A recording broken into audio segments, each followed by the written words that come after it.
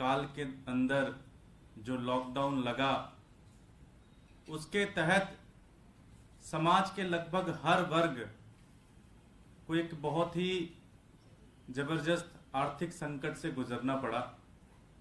लेकिन इस पूरे लॉकडाउन के दौरान सबसे ज्यादा मार जो पड़ी वो जानवरों के ऊपर पड़ी।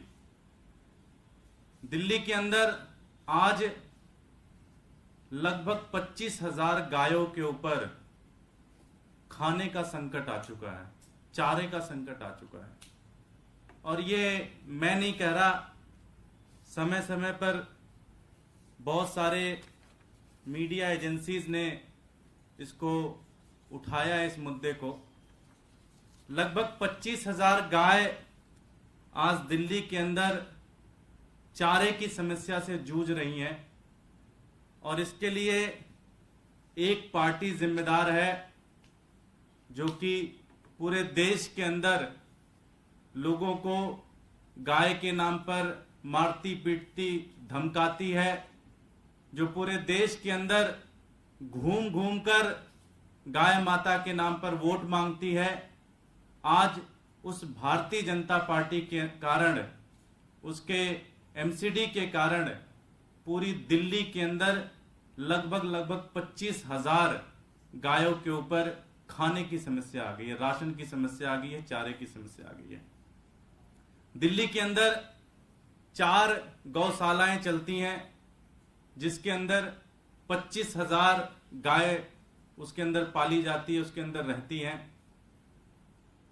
नियम यह कहता है कि पर गाय 20 रुपए पर डे के हिसाब से दिल्ली सरकार देगी और इतना ही पैसा एमसीडी देगी, जिसके अंदर भाजपा चलाती है इस एमसीडी को। दिल्ली सरकार जो कि लगभग एक साल का लगभग 10 से 11 करोड़ रुपए पड़ता है, जो कि इतना ही पैसा दिल्ली सरकार को देना होता है इस गौशालाओं के संचालन में, और इतना ही पैसा एमसीडी को देना होता है। पिछले 5 साल से दिल्ली में अरविंद केजरीवाल जी की सरकार ने हर साल जो भी पैसा दिल्ली सरकार का बनता है वो सारा पैसा गौशालाओं के लिए दे दिया जाता है। 2019-20 में लगभग हमने 11 करोड़ दिए, 2018-19 में लगभग हमने 10-10.5 करोड़ दिए और इतना ही पैसा लगभग 2017-2018 में दिया। लेकिन पिछले 3 सालों से भारतीय जनता पार्टी की एमसीडी ने गौशालाओं को 1 रुपए नहीं दिया, जो कि लगभग 30 करोड़ रुपए बनते हैं। तो 30 करोड़ रुपए जो कि भारतीय जनता पार्टी को गाय माता के खाने के लिए देना था, गाय माता की सेवा में लगे हुए कर्मचारियों के तनख्वाह के लिए जो देना था 30 करोड़ रुपए, वो भारतीय जनता पार्टी शासित म्युनिसिपल काउंसिल ऑफ दिल्ली जो कि एमसीडी है, उन्होंने इस पैसे को नहीं दिया और इस पैसे को खा गए। इससे ज्यादा बेशर्मी की चीज तो हो ही नहीं सकती।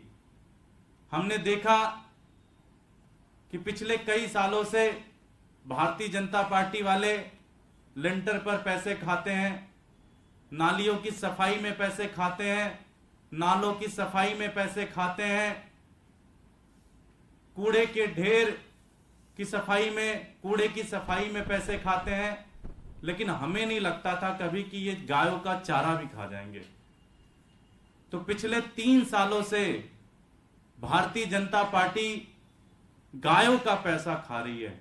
जो गायों के राशन के लिए, गौ माता के राशन के लिए जो पैसा सरकार देती है, जो कि उनको देना चाहिए, जो उनकी जिम्मेदारी बनती है, उस पैसे को भी वो खा गए और उन्होंने 1 रुपए तक नहीं दिया। और बताया जा रहा है कि मुश्किल से 4 से 5 दिनों का राशन गौशालाओं के अंदर पड़ी हुई है। तो एक बहुत बड़ी विपत्ति है और हमारी मांग यही है कि जल्द से जल्द और 24 घंटे 48 घंटे के अंदर एमसीडी जो कुंभकर्ण की नींद में सोई हुई है, जो कि भ्रष्टाचार के सागर में डूबी पड़ी हुई है, अब तो जगे वो और इस 30 करोड़ रुपए को तुरंत इन 4 गौशालाओं को तुरंत ये सारा का सारा पैसा रिलीज करे, जिसके कारण जिससे इनकी जिंदगी बचाई जा सके। क्योंकि गौशालाओं ने कल शाम को इसकी भी धमकी दी कि अगर हमें अगले 2-3 दिन के अंदर पैसा नहीं दिया गया तो 25 की 25,000 गायों को दिल्ली की सड़कों पर छोड़ देंगे, जो कि दिल्ली के अंदर एक बहुत बड़ा संकट आ जाएगा अगर 25,000 गाय सड़कों पर आ गई। तो हमारी मांग ये है कि बीजेपी अपने भ्रष्टाचार, कम से कम गायों के राशन में और गायों के खाने में तो भ्रष्टाचार ना करे। बीजेपी से हम ये अपेक्षा करते हैं और ये जल्द से जल्द ये पैसा रिलीज करे। और इससे ज्यादा बेशर्मी की चीज नहीं हो सकती जो उन्होंने राशन खा लिया गायों का। ये हमारी मांग है। पिछले कल मैं देख रहा था कि आदेश गुप्ता जी ने कहा कि भाई आजकल एमसीडी के किसी भी प्रश्न को आप उठाइए तो तुरंत कहने लग जाते हैं कि दिल्ली सरकार पैसा नहीं दे रही है, दिल्ली सरकार पैसा नहीं दे रही है।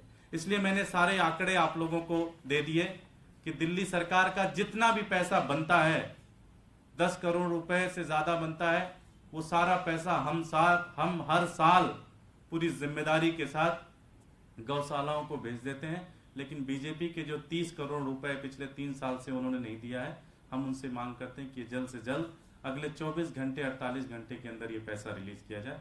बहुत बहुत धन्यवाद।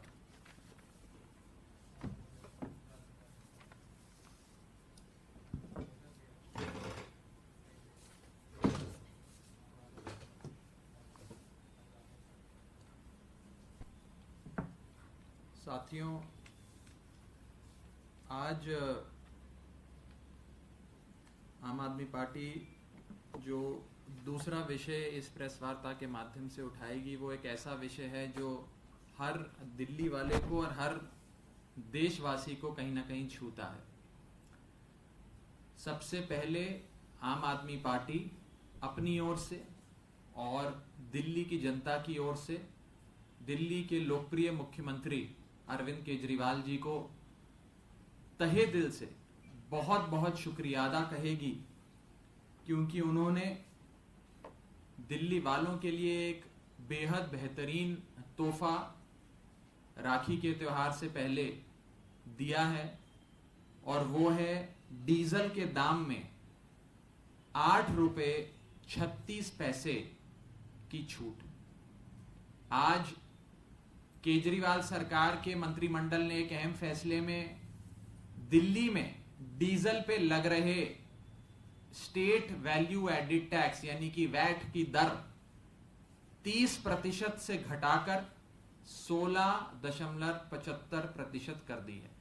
यानी कि 8 रुपए 36 पैसे की गिरावट आज से डीजल के दामों में दिल्ली में देखी जाएगी। इसके लिए हम केजरीवाल जी को बहुत बहुत शुक्रिया अदा कहते हैं। कोई पढ़ा लिखा नेक ईमानदार जिसके पास असली डिग्री हो, वही नेता ये बात समझ सकता है कि डीजल जो है वो भारतीय अर्थव्यवस्था की रीढ़ की हड्डी है। Diesel is the life blood of Indian economy, it is the driver of Indian economy. और दिल्ली में आर्थिक चक्का चले, जो रोजगार ठप हो गए वो रोजगार शुरू हो, कारखाने बंद हो गए वो कारखाने फिर से शुरू हो, लोगों को रोजगार मिले और आर्थिक गतिविधियां दिल्ली में फिर से बढ़ें। उसके मद्देनजर एक रामबाण जो अरविंद केजरीवाल जी ने चलाया है डीजल के दामों को कम करने का, वो आने वाले समय में भारतीय अर्थव्यवस्था और दिल्ली की अर्थव्यवस्था में मील का पत्थर साबित होगा।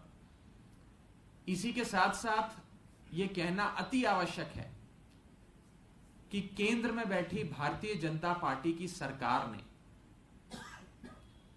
इस लॉकडाउन के काल में और केवल जून 2020 के महीने में, ध्यान से सुनिए, भारतीय जनता पार्टी की केंद्र में बैठी सरकार ने जून के महीने में 22 दिन लगातार 22 बार डीजल पर एक्साइज ड्यूटी बढ़ा बढ़ाकर डीजल के दाम इतने बढ़ा दिए कि आजाद भारत के इतिहास में पहली बार डीजल पेट्रोल से महंगा हो गया।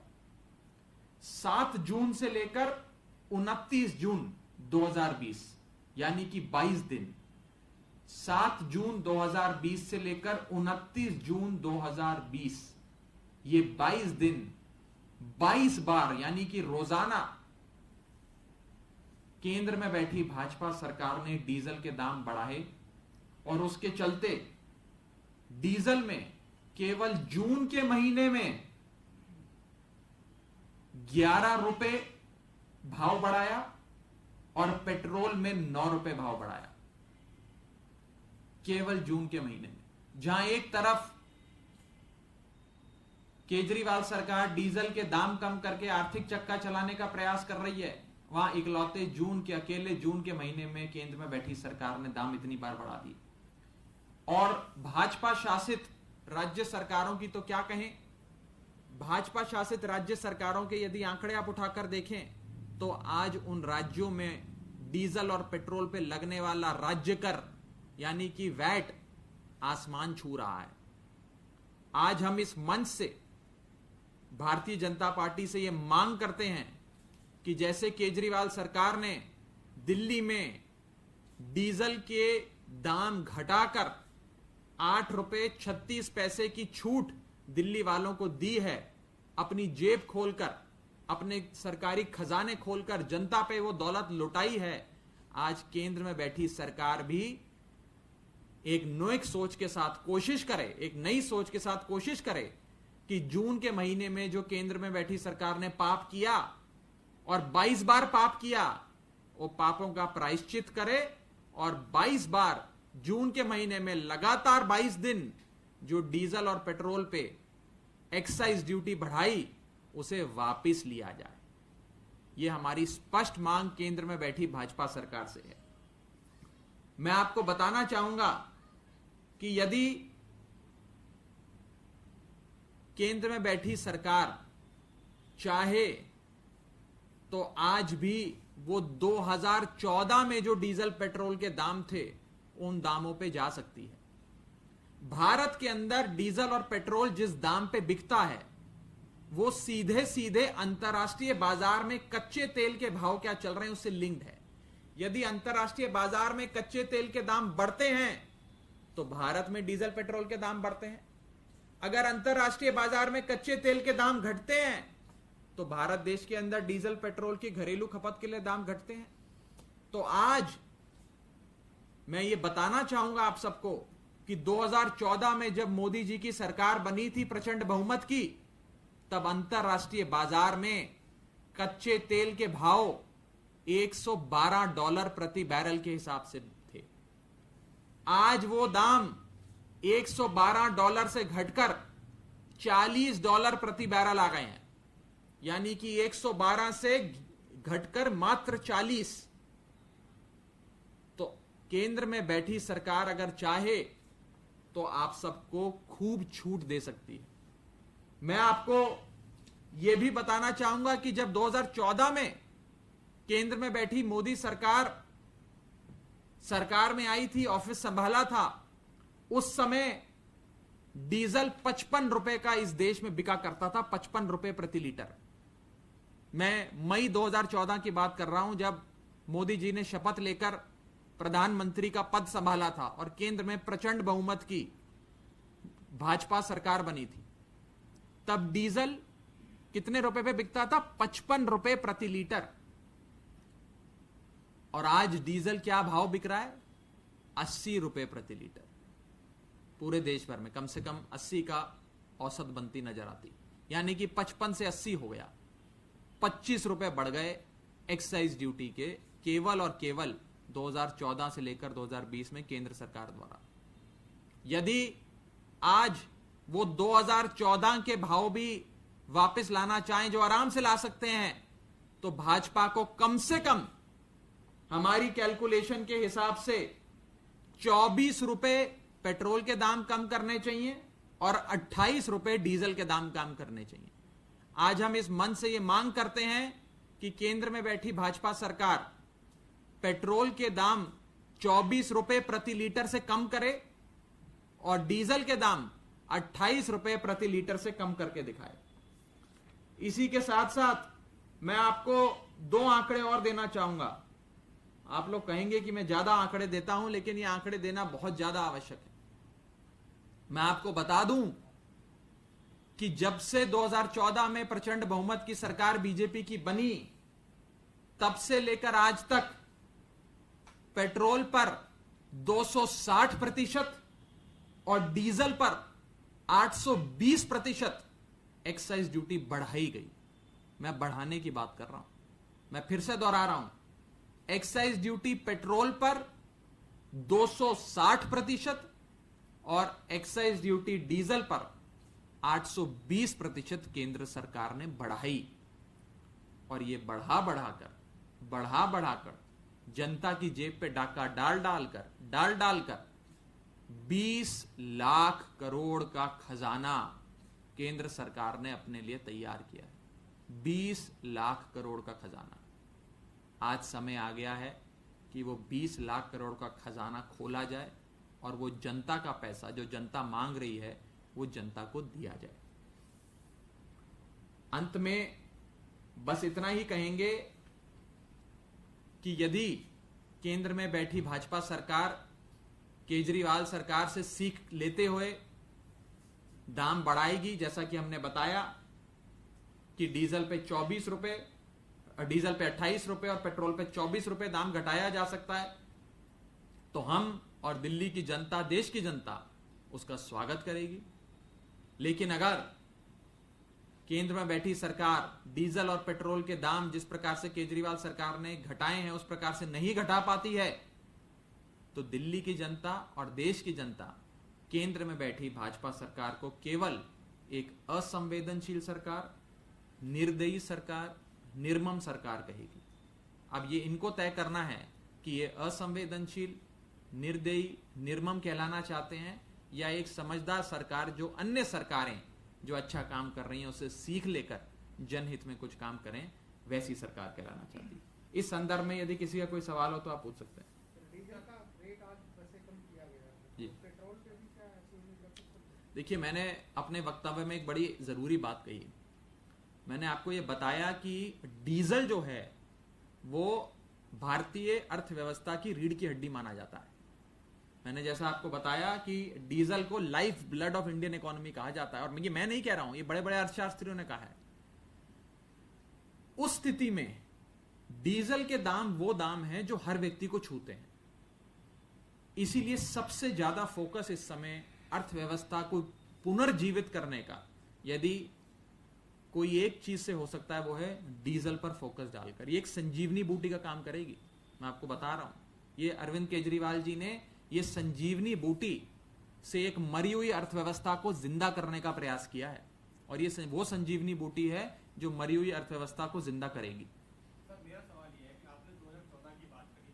2014 के दौरान जब आपकी सरकार नहीं बनी थी, उस दौरान यूपी की सरकार थी और दिल्ली के अंदर शीला दीक्षित की सरकार हुआ करती थी। तब आप लोग इसी तरीके से आंदोलन करके ये कहते थे कि शीला दीक्षित दिल्ली में वैट कम कर दे तो दिल्ली में डीजल के रेट कम हो जाएंगे। आज जून के अंदर जब किया कि किस बात इसके रेट बढ़े, उस दौरान आपने 1 महीने बाद वैट कम किया। आपको नहीं लगता कि आप लोगों ने भी बहुत देरी करी है इस वैट को कम करने के लिए? नहीं, बिल्कुल। देखिए, मैं तो ये कह रहा हूं, आप ये सदैव सवाल उठा सकते हैं कि आप 1 हफ्ता पहले भी ये कदम ले सकते थे, या आप 2 हफ्ते पहले भी कदम ले सकते थे। ये समय कब किया उसको लेकर तो सवाल आप खड़े कर रहे हैं और भी लोग खड़े कर सकते हैं। वो विषय ज्यादा गंभीर नहीं है। गंभीर ये है कि हमने अपनी मंशा स्पष्ट करी और करके दिखाया। सबकी मांग थी, हमने करके दिखाया, और हमने कहा, हमने पूरी स्टडी करी, दिल्ली का राजस्व भी देखा, अर्थव्यवस्था को भी समझा, कितनी संजीवनी बूटी एक मरी हुई अर्थव्यवस्था को जीवित करने के लिए, देने के लिए आवश्यक है, उसका पूरा एनालिसिस किया, उसके बाद लागू किया। लेकिन दूसरी तरफ सवाल यह बनता है कि राज्य सरकार तो अपना दायित्व निभा रही है। केंद्र में बैठी सरकार जो 22 बार लगातार एक्साइज ड्यूटी बढ़ाए जा रही है, क्या कोई उससे सवाल नहीं करेगा? क्या आज उनका कोई दायित्व नहीं बनता जनता के प्रति? क्या उन्हें दाम नहीं कम करने चाहिए? और मैं तो बड़ा स्पष्ट कह रहा हूं कि आपने 2014 से लेकर आज तक डीजल पर एक्साइज ड्यूटी 820% बढ़ाई है। हम कह रहे हैं 820% तो आप आराम से कम करिएगा। कम से कम जून के महीने में आपने जो 22 बार बढ़ाई उतना तो कम कर दो। वो 10 रुपए और 9 रुपए तो कम कर दो डीजल और पेट्रोल पे। वो भी करने के लिए ये लोग तैयार नहीं है। तो ये दिखाता है कि एक एक्सटॉर्शनिस्ट अप्रोच, लूटने की अप्रोच है कि जनता की जेब लूटी जाए, और उसी के साथ साथ एक असंवेदनशील सरकार अपना परिचय दे रही है। ये सवाल इसलिए भी क्योंकि बढ़ोतरी दिल्ली सरकार की तरफ से 5 जून को की गई थी, तो जितनी स्थिति बहाल हुई है उससे ज्यादा राहत तो मिली नहीं। हर साल सरकारें और हर राज्य सरकार एक एनुअल रिवीजन करती हैं वित्तीय वर्ष की पहली तिमाही में, या अप्रैल में या मई में या जून में होती